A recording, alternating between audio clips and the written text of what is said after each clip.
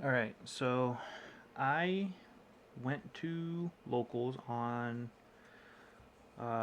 today's Wednesday, so yesterday on Tuesday. I took a version of Melodious, no, not Melodious, sorry, Voiceless, um, just pure voiceless voice to locals, and I've been trying to find a list that I liked and that felt good to me, and I've been kind of practicing with other players that go to the same locals and getting advice from them.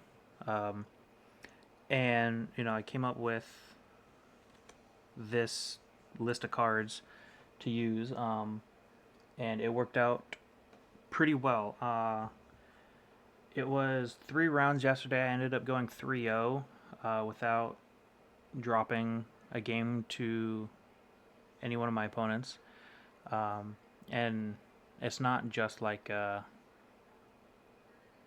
just for fun locals type of thing. Um, my matchups was round one. I was playing Runic Sprite. Round two was Branded Despia, and then round three was Vanquished Soul. Um, so I feel like the list worked out pretty well. It's voiceless, so there's just going to be standard ratios for everything, but that's kind of just how Yu-Gi-Oh is right now. So I'll just go ahead and um, get into the list. So for the voiceless lineup, played 3 low and 3 diviner. Um, diviner is probably a better normal summon than just low. I feel like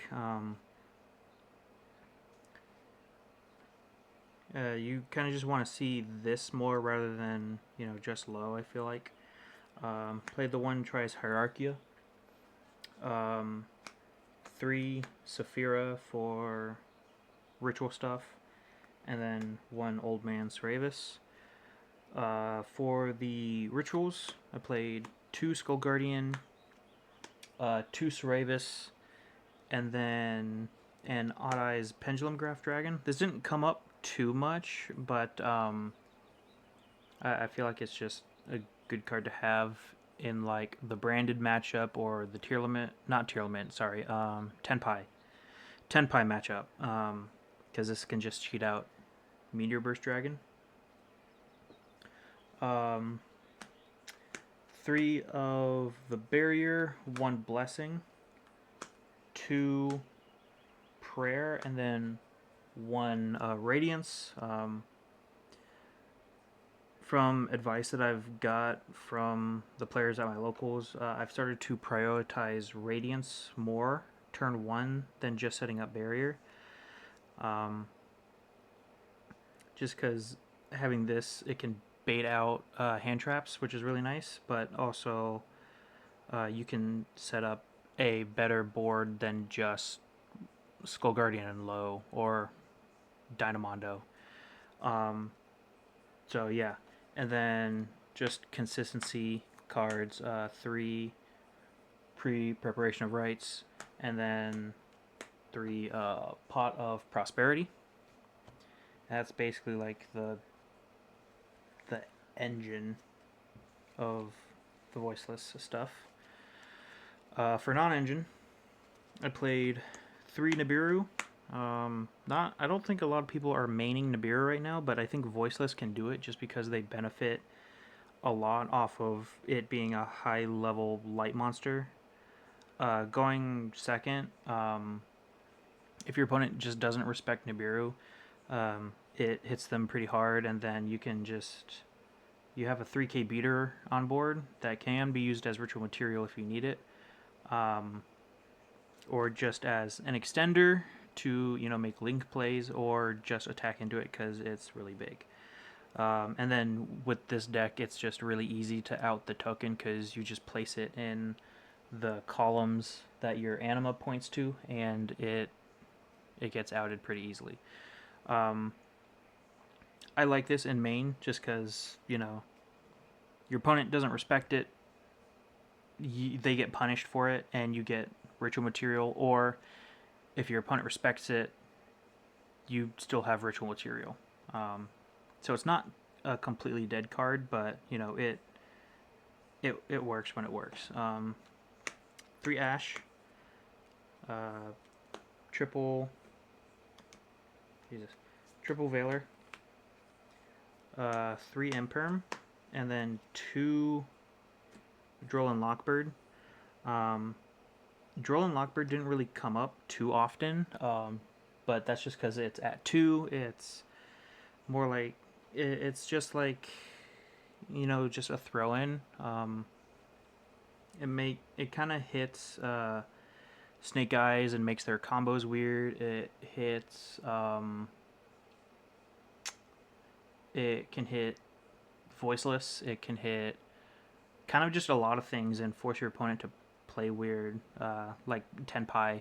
If they do activate field spell search, you draw them. They can't really normal summon Pydra and search. They have to set the card they're wanting. So you know, I don't know. It's just a good card. I play the 3rd in the side deck just to make it show up more. But for the extra deck, the recommendation and advice, I play 2 IP Masquerena just for like a quick combo. I can do turn 1 if I play into Nib. 1 Underworld Goddess just to help out tower monsters. It hasn't come up yet, but you know, it's just good to have it in the extra deck, and if I don't need it, I'll just banish it off of Prosperity. 1 Access Code Talker, it just helps kill your opponent on the next turn. I don't remember if I used it yesterday. I don't think I did, but there are plenty of times where I could have used it if I didn't Prosperity, and you know, Prosperity halves any damage, so it wouldn't have killed, but if I didn't Prosperity, it would have helped just run through my opponent's board. But if your opponent is on like top deck or something, very little cards, it's a good way to kind of just even the board, and then you can set up your own stuff if you've got it.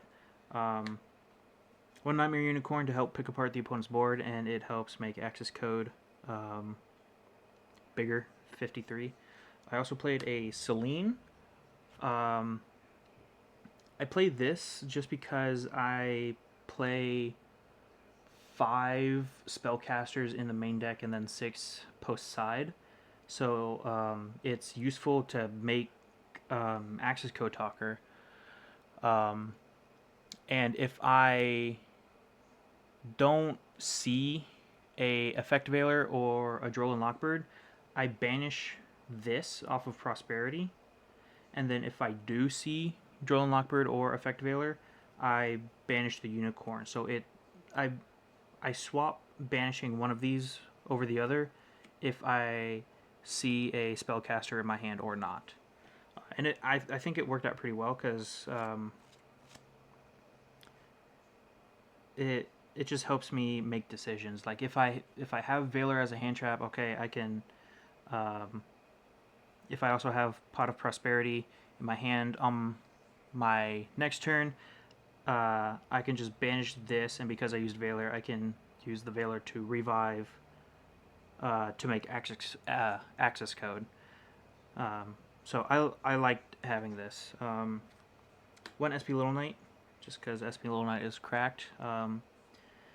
It was recommended that I play 2 of this, but this is a pretty pricey card, so I'm just going to stick with 1 for now. 1 Dark and 1 Lina to help make Nightmare Unicorn or Celine. or sometimes help make Underworld Goddess. Yeah, there's not much to say about them. One Dynamondo, because this is a ritual deck, and you kind of benefit of having rituals in your grave with this guy, just because you can shuffle stuff back. Um, and then one Anima to help out the Nib token if your opponent misplays and puts a monster in the link column zones. You can punish them by stealing their monster. One Entis and one Herald of the Arclight for the Diviner. Usually, you either banish these off of Prosperity, or if you open Diviner Trias Hierarchia, you can do normal Diviner effect, send one of these, and then you gain something off of it. One Odd Eyes Meteor Burst Dragon to summon off of the Pendulum Graph. Stops monster effects during the battle phase, so it helps stop Tenpai from doing what they do. And then one Typhon to kind of help out the opponent's board. I'm pretty happy with the extra deck. I feel like it worked very well. I just need to get a lot better at picking what my banish targets for Prosperity is. But yeah, I really liked having Unicorn and Selene, Access Code in the extra deck, and then I wasn't playing Lina and Dark before, but having these really helped extend into stuff. Whereas before, I was playing Almirage and Secure Gardena for the little combo you can do with Blessing, the Ritual Summon continuous spell. But I was just never using that, and so I just took out those two and put Lina and Dark, and then two Dynamondo didn't really come up all that much, so I put it to one off of the recommendation of the other players. And then two IP Masquerena doesn't come up too often, but I guess it's good to have. And then I'll go into the side deck. I played two Bestials, one Magnemite, one Drissworm. This came up in the matchup against Despia, and it worked pretty well because it helped me bait out some of their cards, like Branded in Red, on my turn in the draw phase, and then that let me bait out their opponent turn fusion summons with Droplet. So I don't know, they just helped. The third Droll Lockbird, just for post side, if I know I'm going second, I'll just side this in against decks that will usually add cards a lot, like Snake Eyes. I think Melodious adds a few cards. Voiceless, obviously, it helps. And it's just a good card. 3 Forbidden Droplet. If I'm going second against like Despia and they set up the